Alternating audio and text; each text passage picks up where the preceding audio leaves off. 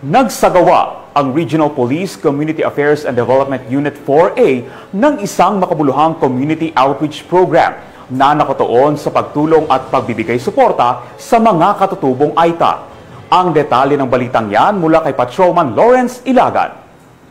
Bilang bahagi ng National Children's Month celebration, matagumpay na isinagawa ng Regional Police Community Affairs and Development Unit 4A sa ilalim ng pamumuno ni Police Colonel Mildred E. Patam, Chief RP Cado 4A, at sa pakikipagtulungan ng Philippine National Police Academy, MSWD Office ng Rosario, Batangas, Padrino Pilipino, Hunger No More Charity Foundation at Foreign National Keepers Network o FNKN, ang isang community outreach program at gift-giving activity para sa komunidad ng Aita sa Barangay Puting Kahoy, Rosario, Batangas. Kabilang sa tampok na programa ang mga lecture tungkol sa karapatan ng bata at batas sa child abuse, pamamahagi ng school bags na may mga gamit pang eskwela para suportahan ang edukasyon ng mga bata, pamamahagi ng food packs, merienda, regalo at tsinelas para sa agarang pangangailangan ng kanilang komunidad.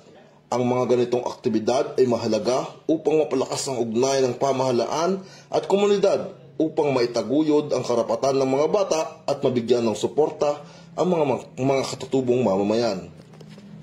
Mula dito sa Calabarzon, ako inyong PNN correspondent, Patrolman Jan Lawrence B. Ilagan, alagad ng batas, tagataguyod ng balitang pulis.